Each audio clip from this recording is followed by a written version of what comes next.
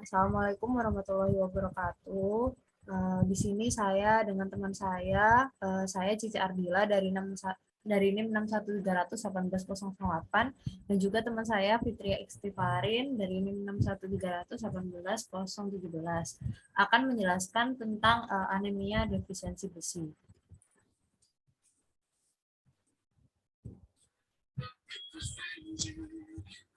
Anemia itu disebabkan oleh kurangnya zat besi untuk sintesis hemoglobin.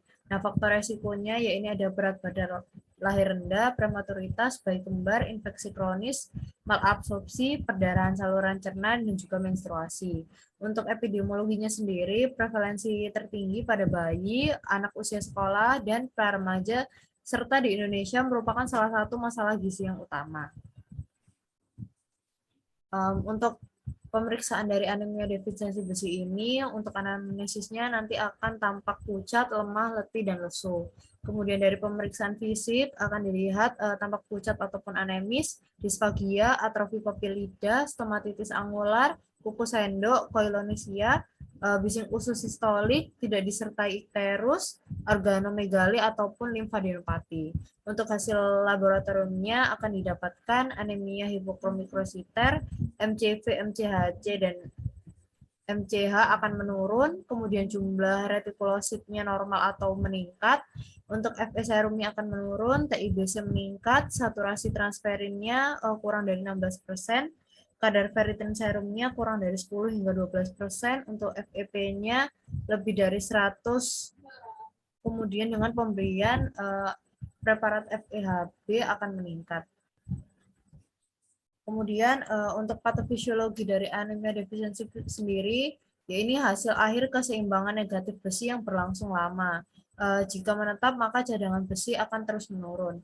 Pada tahapan pertama, yaitu cadangan besi menurun atau tidak adanya cadangan besi, sehingga peningkatan absorpsi besi non-Heme. Untuk hasil labnya nanti akan didapatkan HB dan fungsi protein lainnya masih normal, ferritin serumnya menurun, lain-lainnya masih normal.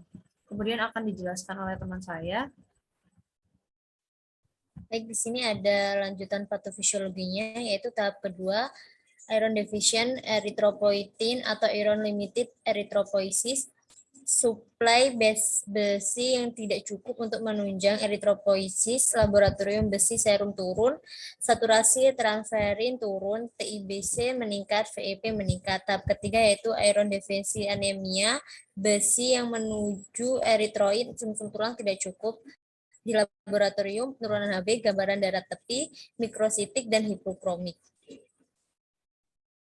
Untuk prognosisnya, yaitu anemia defisiensi besi, umumnya baik prognosis juga bergantung pada penyakit penyerta dan komplikasi yang timbul.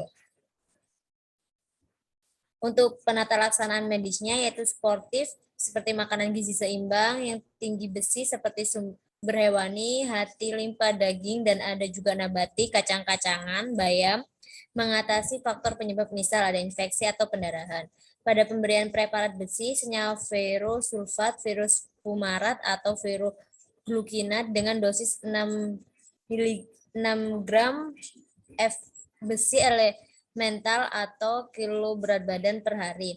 PO dibagi dalam 3 dosis dengan diberikan antara waktu makan, pemberian dilanjutkan minimal 8 minggu setelah HB normal.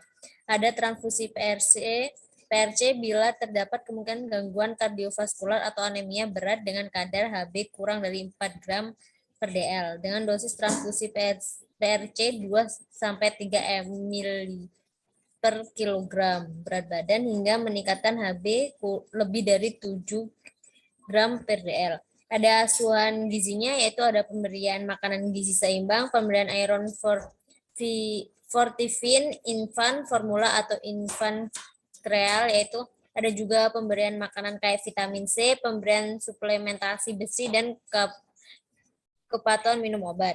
Terus juga kontrol rutin 2 minggu sampai 1 bulan untuk pematuhan kadar HB dan tumbuh kembang serta efek samping pemberian preparat besi. Baik, sekian presentasi dari anemia defisiensi besi dari saya dan juga Cici. Terima kasih. Assalamualaikum warahmatullahi wabarakatuh. Udah, makasih Farin. Ntar tak kumpulin deh. Ya, makasih juga Cici. Cici